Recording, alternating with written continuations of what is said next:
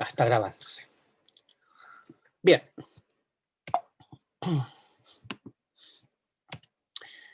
Hablemos de las LDL.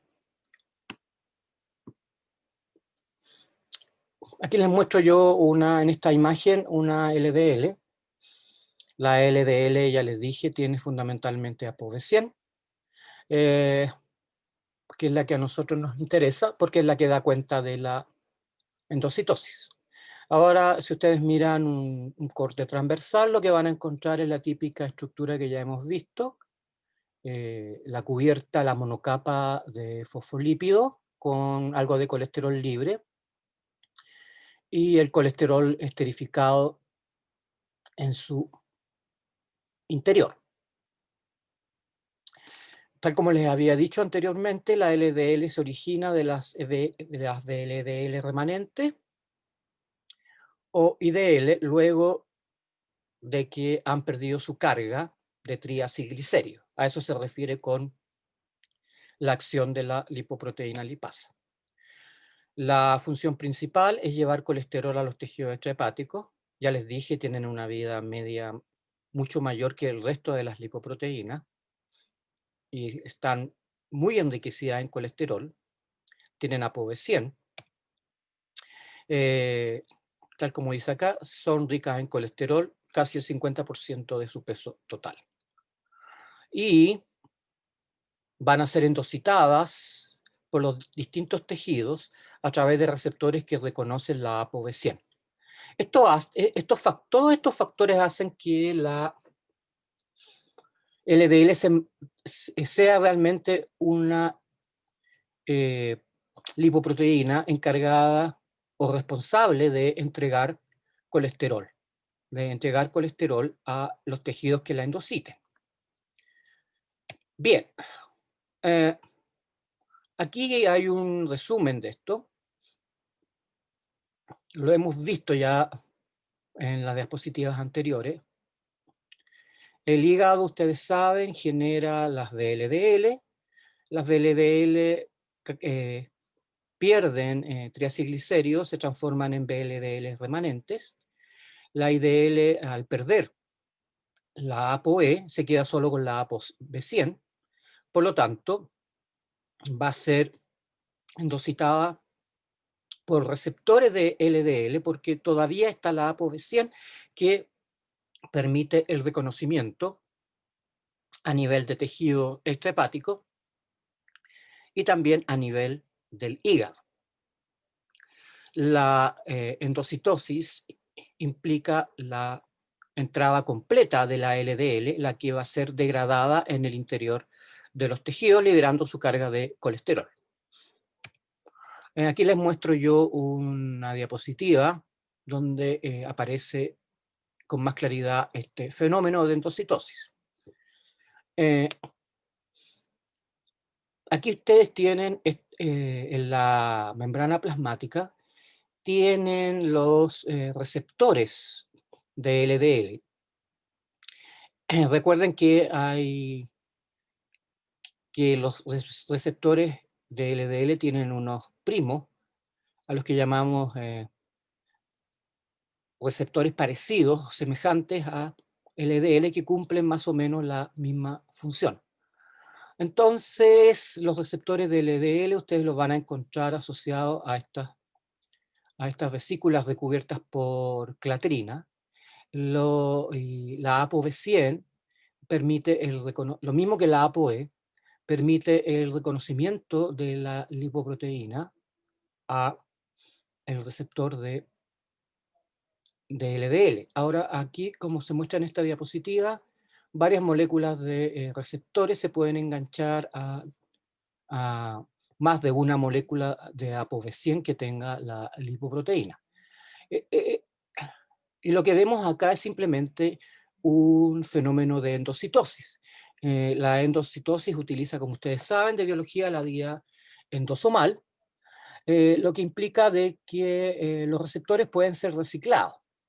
La vía endosomal se utiliza básicamente para endocitar y reciclar receptores a la superficie sin tener que necesariamente degradarlos, sintetizarlos de nuevo. Ahora, el resto va a la vía lisosomal, y en el lisosoma, donde ustedes van a encontrar una serie de proteínas de acción hidrolítica, ustedes lo que va a ocurrir acá es que las proteínas se van a degradar, se van a generar, bueno, los ácidos grasos libres asociados a, eh, que están aquí esterificados. Se libera, las lipasas hidrolizan estos triacilglicéridos, generan ácidos grasos libres y glicerol, y el colesterol. Recuerden que la mayor parte del colesterol en LDL está en su forma esterificada. Las enzimas estas, la CAT, por ejemplo, perdón, existen unas, entre comillas, enzimas hidrolíticas del colesterol esterificado que liberan colesterol libre y los ácidos grasos correspondientes. ¿Ya? Esta es la manera, está explicitado para la LDL, pero la endocitosis de otras lipoproteínas implica los mismos fenómenos que han sido mostrados acá.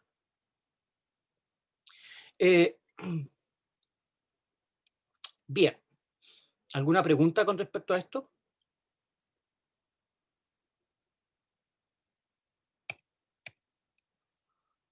Y vamos a la última de las lipoproteínas, la HDL. Las HDL también tienen una cubierta de fosfolípidos. La HDL ya madura tiene colesterol esterificado en su interior. También hay algo de triglicéridos.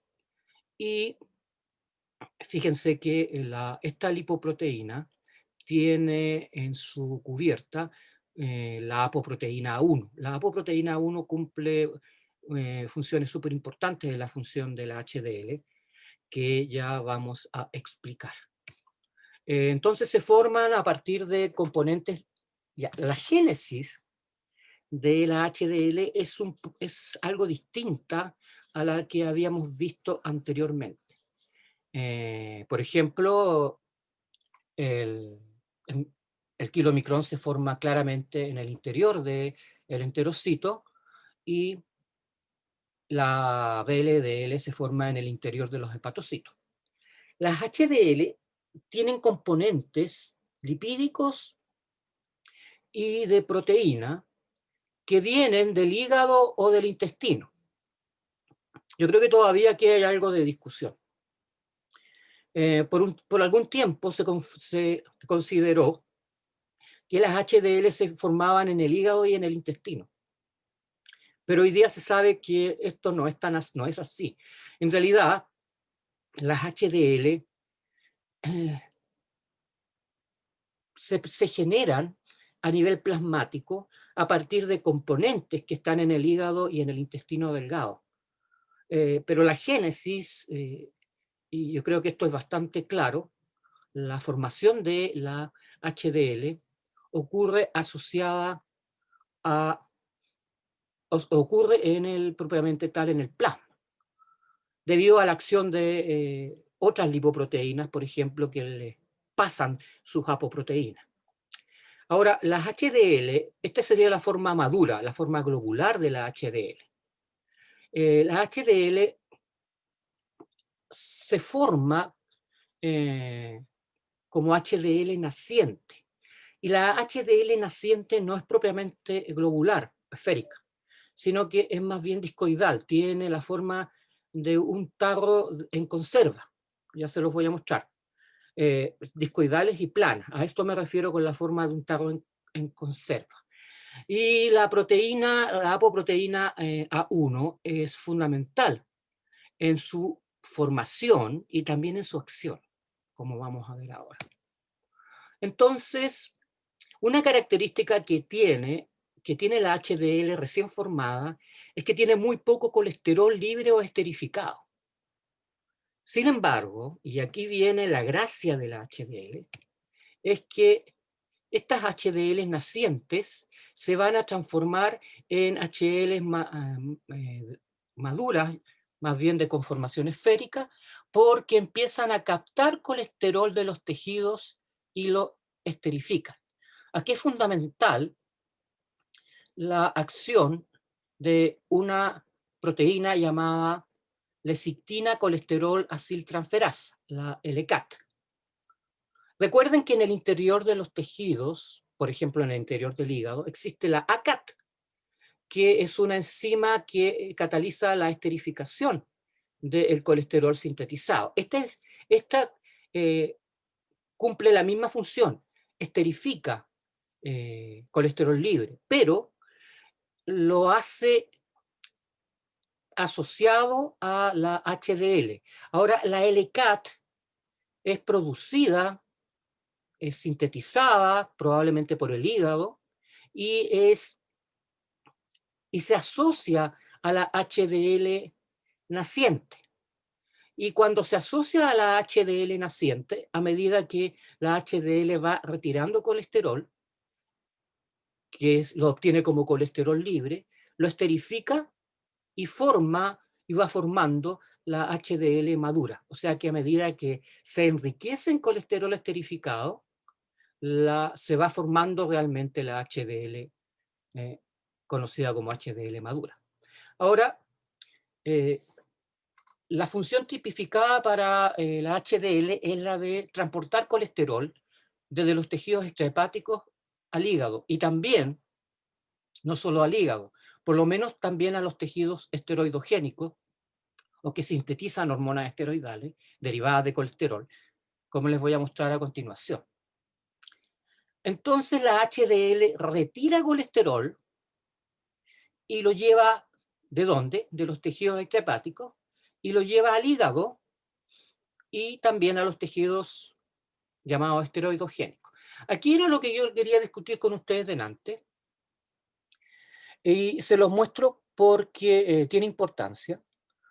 Tanto el intestino como el hígado generan los componentes necesarios para que se forme la HDL, esta que llamamos no esférica, la discoidal y plana. Fíjense que tiene la forma de un tarro en conserva, como les decía yo. Un tarro de, no sé, sardina no, porque esos son cuadrados. Atún podría ser. Fíjense que va retirando colesterol libre de los tejidos, lo esterifica y así la HDL aplanada y discoidal se transforma en la HDL esférica.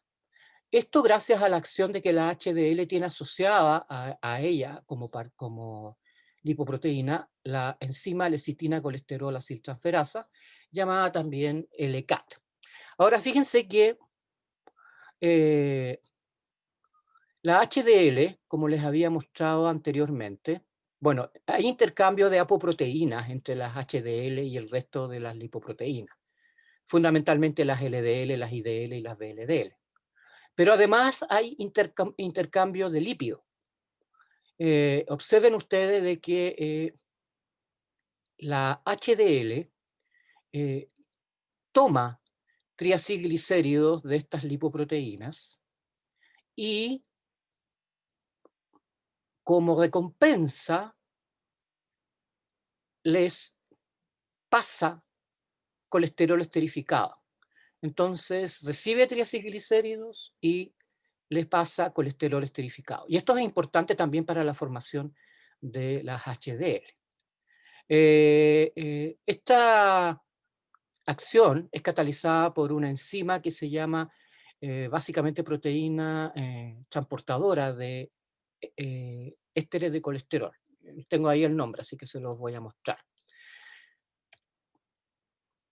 Proteína de transferencia de ésteres de colesterol, la famosa CETP. Ahora, esta diapositiva explica cómo funcionan las HDL, así que les pido su atención. La HDL, una vez que se ha transformado ya en la HDL más bien madura, toma bueno, se va transformando a partir de la HDL naciente, se va transformando en HDL madura porque empieza a tomar colesterol de los tejidos. ¿Cómo lo hace? La HDL tiene una apoproteína llamada apoproteína A1, ¿no es cierto? Esta apoproteína que les dije que era importante para su función.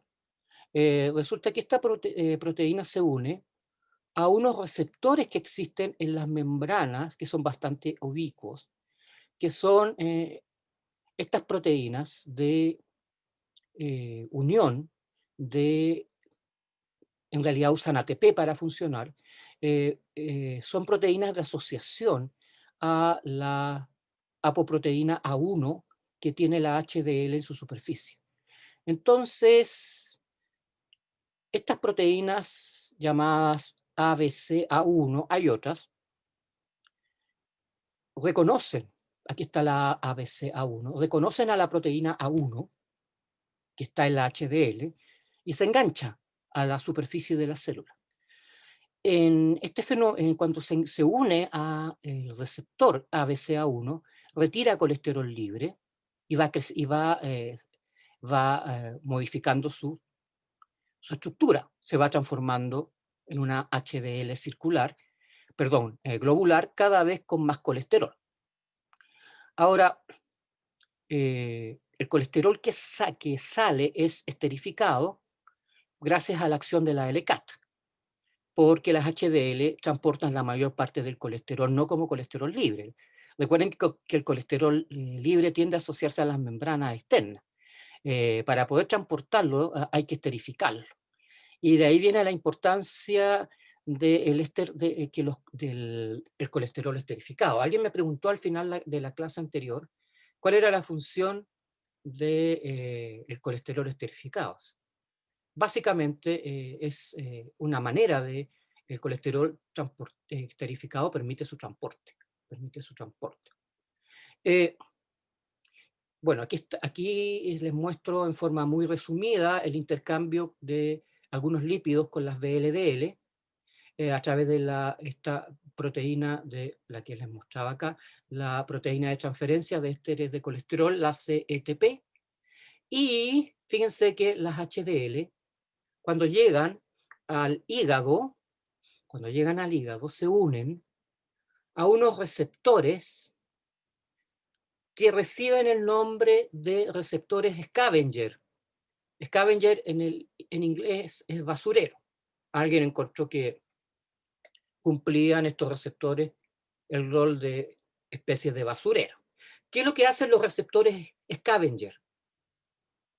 La HDL se une a estos receptores y la HDL le entrega el colesterol y estos receptores internalizan el colesterol, pero no endositan la HDL.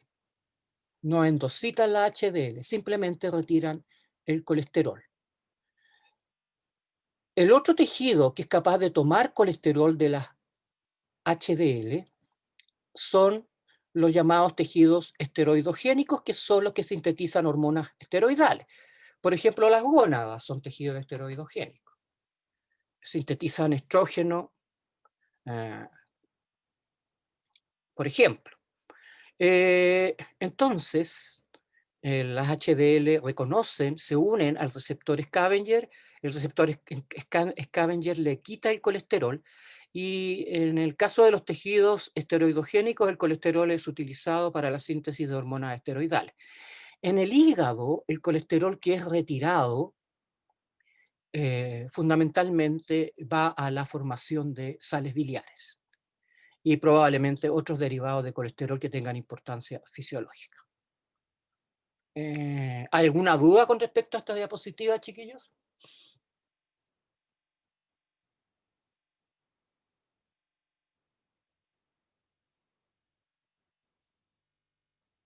Bien. Profe, entonces estrificamos el colesterol para que no se unan las membranas, ¿cierto?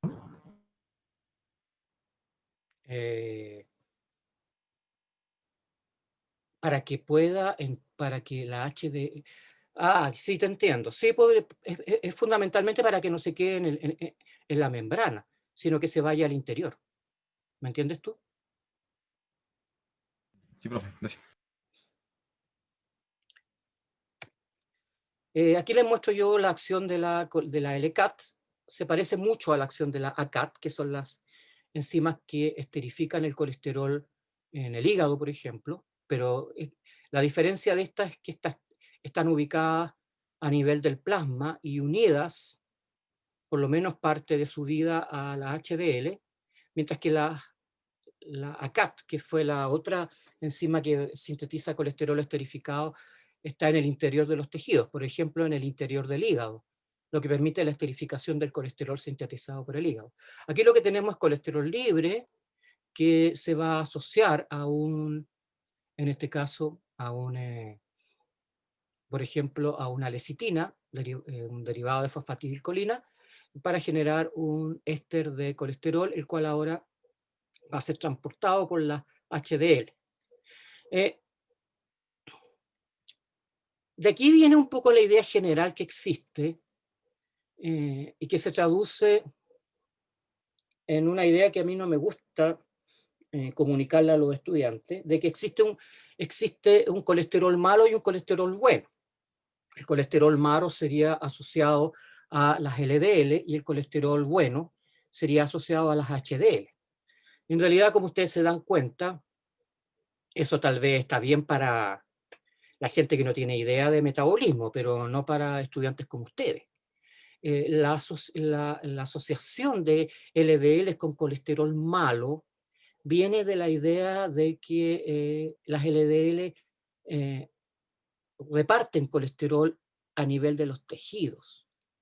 Y de aquí un poco, pero en realidad la idea nace del hecho de que, bueno, en el fondo ustedes saben que no puede haber ni colesterol malo ni colesterol bueno. Las moléculas no son malas o buenas, pero sí pueden favorecer ciertos procesos patológicos.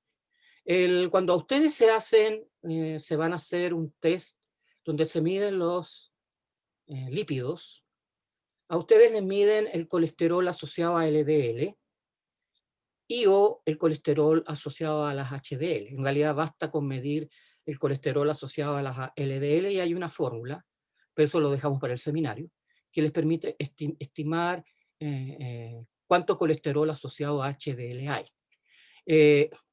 Se recomienda o es recomendable tener HDL sobre un cierto valor. Y es recomendable también, no es que se recomiende que no hayan LDL, porque esta función de transporte de colesterol es fundamental. Esta función de transporte de colesterol hacia los tejidos por la LDL es fundamental. Lo que pasa es que cuando las LDL, producto de alteraciones en el metabolismo, están muy incrementadas, lo que ocurre básicamente es lo que se muestra acá. Las LDL son pequeñitas, ¿no es cierto? Y tienen una vida relativamente larga. Ahora, la generación de radicales libres a nivel de los distintos tejidos producen sobre la LDL un efecto de oxidación. Entonces las LDL, cuando uno habla de oxidaciones, en realidad se oxidan. Recuerden que hay radicales libres y otras moléculas que producen oxidación de los lípidos y también de las proteínas. Por lo tanto, estas LDL oxidadas probablemente pierden cierto grado de funcionalidad y son reconocidas por los macrófagos. Los macrófagos siempre andan recorriendo el espacio que hay entre los vasos sanguíneos y las células propiamente tal. Recuerden que aquí hay matriz extracelular, aquí hay matriz extracelular. Esto no es un hueco libre donde no hay nada. Al ser las LDL oxidadas reconocidas y fagocitadas por los macrófagos, cuando el nivel de LDL es muy alto, los macrófagos empiezan a morir y se mueren con su contenido y se depositan, bueno, los macrófagos se degradan con su con sus depósitos de colesterol asociados a la degradación de las LDL. Y ahora es todo esto, este depósito, lo que forma propiamente tal el ateroma. Primero se forma una estructura que llaman espumosa, y a partir de la espumosa se genera el ateroma que termina por obstruir el vaso sanguíneo. Y eso es lo que un poco se intenta mostrar acá.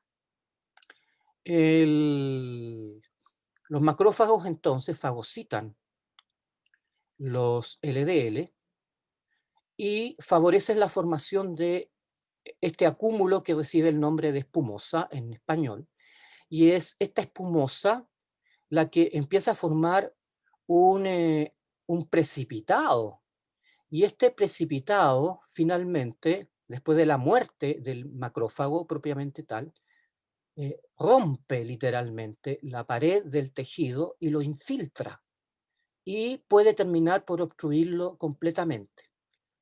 Entonces, mayores niveles circulantes de LDL favorecen este proceso.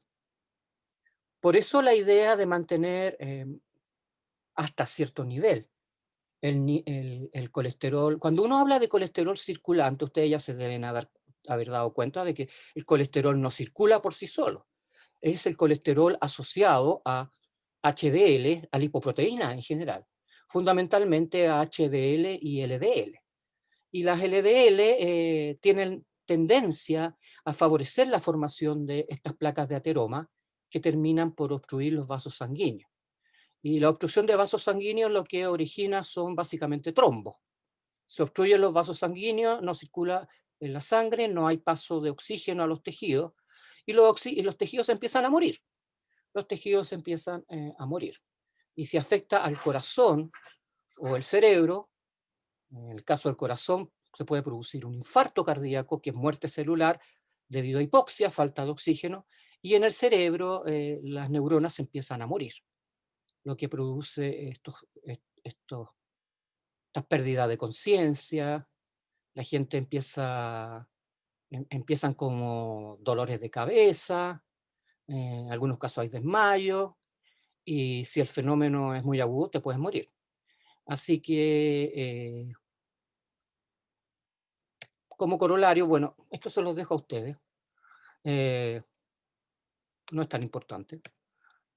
Hay gente que tiene tendencia a tener las LDL altas, problemas genéticos, eso es totalmente genético. La LDL alta puede originar la patología que acabamos de indicar. Pero como ustedes se darán cuenta, nosotros estamos diseñados para funcionar de esta manera. El problema es que cuando no funcionamos bien, se producen las patologías, pues ustedes saben eso. Ustedes van a ser profesionales, muchos de ustedes probablemente asociados a la salud. Yo sé que hay algunos médicos que hablan por una cuestión de simplificar, de colesterol malo y colesterol bueno, pero los médicos que realmente se dedican al metabolismo no les van a decir a ustedes que hay colesterol malo y colesterol bueno. Así que yo les pido de que si utilizan ese término, que es bastante coloquial, no lo hagan en círculos educados. Y me refiero a círculos educados a gente que sabe de metabolismo, ¿ya? Y bueno, eso sería todo. Les dejé unas par de diapositivas que no aportan demasiado, por eso están en el anexo. Bueno, chiquillos, con esto estamos terminando, y que les vaya bien, pues. Les vaya súper bien. ¿Y cómo se puede evitar esto que vimos recién? Eh, ¿O la es solo guía, patológico? bueno, en la guía hay unas preguntas asociadas a esto. Bajar el colesterol. Para bajar el colesterol circular, para bajar el colesterol fundamentalmente, lo que se pretende es bajar la síntesis. Bueno, lo primero es atacar la dieta.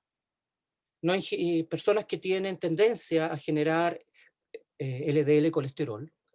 Lo que primero se hace es bajar colesterol en la dieta. Hay una relación entre el ejercicio y el colesterol. Aparentemente el ejercicio reduce el colesterol asociado a LDL, hoy llamado colesterol malo.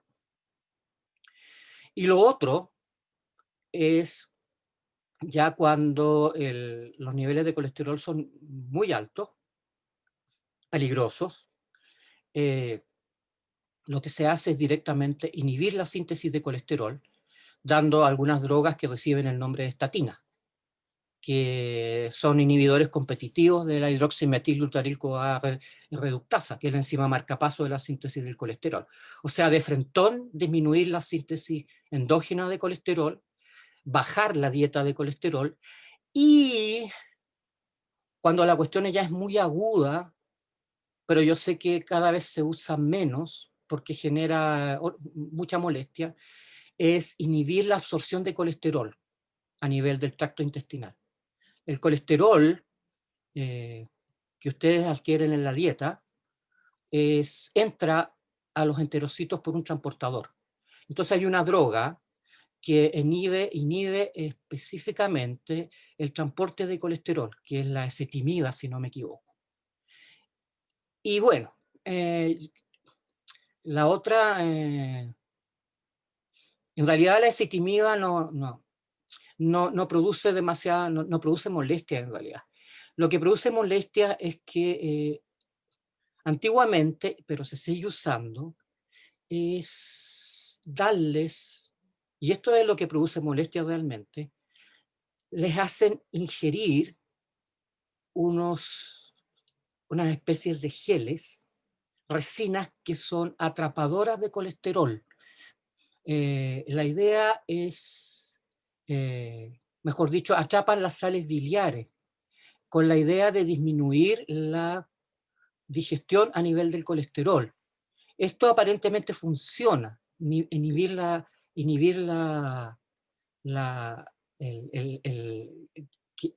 evitar que ustedes puedan metabolizar, que ustedes puedan en la práctica digerir el colesterol.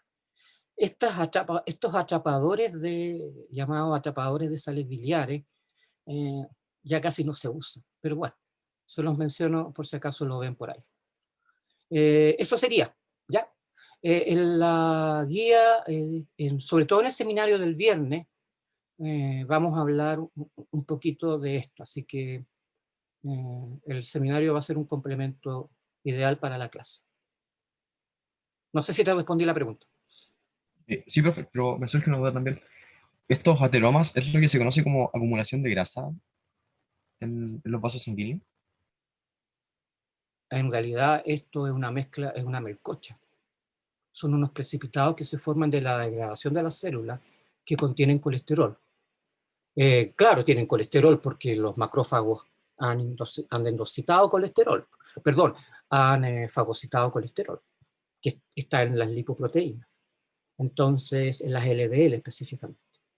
Claro, estos precipitados están enriquecidos en colesterol, eh, pero en el fondo es simplemente un precipitado de una melcocha de cualquier cosa que te obstruye, no de cualquier cosa, tiene tiene componentes eh, producto de la degradación celular, así que hay proteínas, hay lípidos, vas a encontrar probablemente muchas moléculas asociadas a estos agregados. ¿Vea? Muchas gracias, profe. ¿Alguna otra pregunta, chiquillos? Bien, si no hay ninguna, estamos terminando con esto.